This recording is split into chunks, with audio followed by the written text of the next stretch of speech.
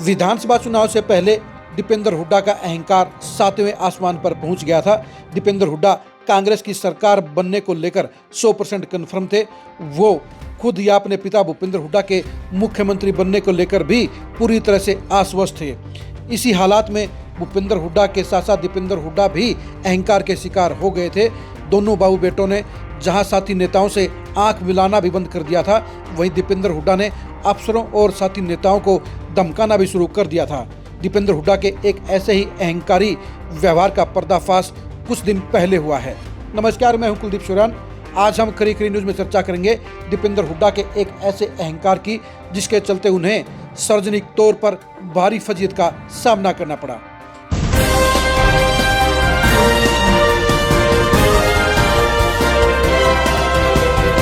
वैसे तो किसी परिवार के शोक के माहौल में ऐसी बात की चर्चा नहीं करनी चाहिए, ऐसी बात का खुलासा नहीं करना चाहिए, लेकिन ये बात इतनी बड़ी है कि आप सभी के साथ इसको शेयर करना बेहद ज़रूरी है, क्योंकि भूपेंद्र हुड्डा के परिवार में शोक के माहौल में भी एक ऐसा वाक़या हुआ जो चुनाव से पहले कांग्रेस और भूपेंद्र हुड्डा फैमिली के अंदर के माहौल को बखूबी बताने का काम कर रहा है। ये बातें, ये प्रकरण दीपेंद्र हुड्डा के व्यवहार की पोल पट्टी खोलने का भी काम सरेआम कर रहा है और बता रहा है कि चुनाव से पहले दीपेंद्र हुड्डा अहंकार के घोड़े पर किस तरह से सवार थे।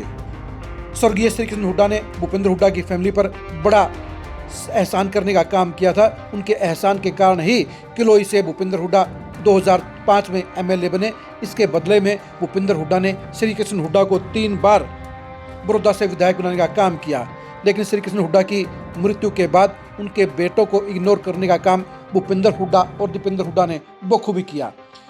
श्री कृष्ण हुड्डा के बड़े बेटे जीता हुड्डा इस बार भी बड़ौदा से टिकट मांग रहे थे, लेकिन उनको टिकट नहीं दिया गया। सिटिंग गेटिंग के फार्मूले की आड़ लेकर उनकी दावेदारी को खारिज कर दिया गया। विधानसभा चुनाव में दीपेंद्र हुड्डा ने बड़ौदा सीट के ऊपर भालू को चुनाव जितवाने के लिए पूरी ताकत लगाने का काम किया और इसलिए उन्होंने जीता हुड्डा के पास ये संदेशा भिजवाने का काम किया जो बेहद ही अपमानजनक था। ये वाकया खुद जीता हुड्डा ने रोहतक में उस समय सबके सामने बयान किया जब भूपेंद्र हुड्डा के परिवार में शोक का माहौल था। शोक के माहौल में ही दीपेंद्र हुड्डा ने शोक जताने आए जीता हुड्डा को टोकने का काम कर दिया और ये कहा कि बड़े भाई, आप काफ़ी दिनों से आ नहीं रहे हो, चुनाव के बाद एक बार भी आपने मुलाकात नहीं की है, आप आया करो, क्या कारण है, नाराजगी क्यों है, ये बताओ। जीता हुड्डा ने कहा कि ये माहौल ऐसी चर्चा के लिए नहीं है, इसके बारे में हम बाद में बात करेंगे। लेकिन दीपेंद्र हुड्डा ने कहा कि ऐसी कौन सी बात है जिससे आप नाराज हो गए हो, आपको बताना चाहिए। जीता हुड्डा ने फिर कहा कि अभी ऐसी बातें करने के लिए ये उपयुक्त माहौल नहीं है, इसके बारे में हम फिर कभी बात करेंगे।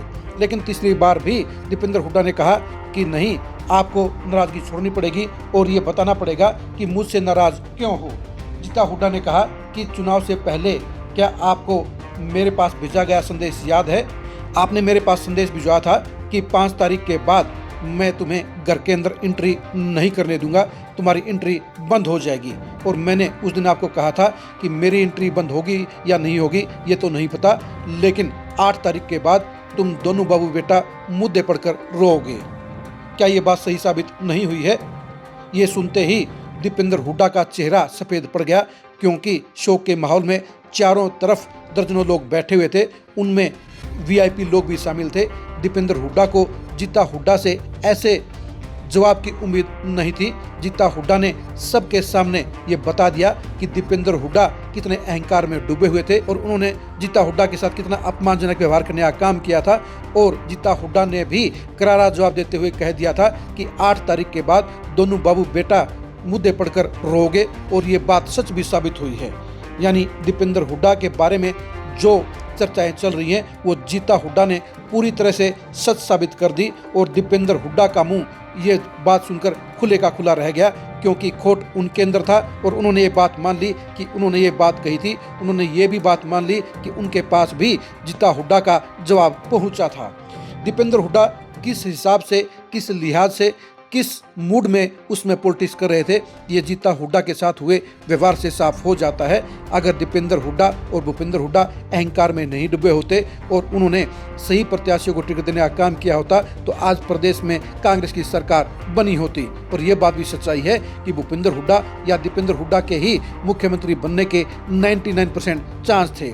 लेकिन दीपेंद्र हुड्डा ने जिस व्यवहार के साथ अफसरों को धमकाने का काम किया, जिस व्यवहार के साथ उन्होंने साथी नेताओं को आंख दिखाने का काम किया, उनको धमकाने का काम किया, उनको वार्निंग देने का काम किया, यही वजह रही कि सबकी आहा उनको ले डूबी और भूपेंद्र हुड्डा का दीपेंद्र हुड्डा को मुख्यमंत्री बनाने का सपना चकनाचूर हो गया।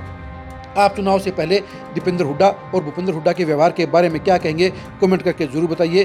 क्या भूपेंद्र हुड्डा और दीपेंद्र हुड्डा ने अपनी गलतियों की वजह से कांग्रेस की बनी बनाई सरकार को ठोकर मारने का काम नहीं किया? इसके बारे में भी राय दीजिए। क्या दीपेंद्र हुड्डा ने अहंकार में डूबकर अपनी पॉलिटिक्स पर कुल्हाड़ी मारने का काम नहीं किया है? आप हमारे फेसबुक पेज को फॉलो कीजिए, आप हमारे यूट्यूब चैनल को सब्सक्राइब कीजिए। नमस्कार।